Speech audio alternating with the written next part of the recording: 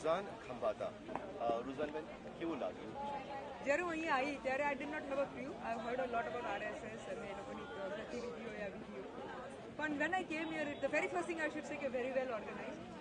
અને પછી જ્યારે હું અંદર ગઈ અને જ્યારે જે ક્વોલિટી ઓફ ઇન્ટરેક્શન થતું હતું, જે વિચારો આવતા હતા, આપલે વિચારોની થતી હતી, તો આઈ વોઝ વેરી હેપી કે જે આપણી બહેનો છે એ જે રીતે જે એ લોકોના થોટ પ્રોસેસીસ છે અને જે થોટ પ્રોસેસીસ મૂક્યા હતા, ઓબ્વિયસલી આ મહિલાનું હતું એટલે I didn't expect much of મેલ.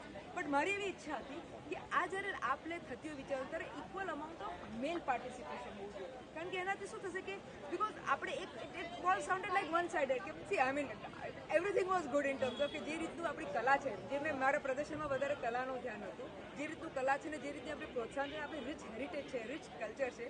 એટલે I would rather like to say કે આ જે it was near to my heart in terms of કે નોવેલ્ટી ને વેરાયટી હતી. So that touch my heart. And the good part what it was that કે everything was Bing explain. એટલે આપણને ઘણી ચીજોની ખબર નથી હોતી આજના આધુનિક જમાનામાં. આપણે ટેકનોલોજીની વાત કરીએ છીએ પણ જે આપણી મેઇન કલા જે હાથથી બનાવીએ છીએ, જે આપણી ક્રિએટિવિટી છે, ધ ગુડ પાર્ટ ઇઝ કે આપણી ક્રિએટિવિટી અને it was left to others imagination. તમે ઘણી ચીજો જોશો તો તમે કંઈક વિચારતો અને હોય કંઈક, એટલે you know you are living in to imagination. એટલે આ બધું બહુ ઇટ વોઝ વેરી ગુડ. જેવું મેં એન્ટર કર્યું it is very well organize. હરેક ચીજ ખબર પડશે ક્યાં છે ક્યાં નથી. બહુ ટાઈપનો શિષ્ટાચાર છે, ડિસિપ્લિન છે. એટલે આઈ વોઝ વેરી હેપી કે જે ઓર્ગેનાઇઝેશન કહેવાય કે એડમિનિસ્ટ્રેશન કહેવાય. આઈ એમ બીન ટોલ્ડ કે RSS is a very discipline body અને વેરી ઓર્ગેનાઇઝ. એડમિનિસ્ટ્રેશનમાં તો કંઈ કહેવું જ ના પડે. તો આજે મેં પોતે જાતે નિહાળ્યું એટલે obviously I felt very good about it. And obviously this thing goes to the all of you people જેને આટલી મહેનત કરી છે, દિન રાત બેક કરીએ અને તે બી નિસ્વાર્થ.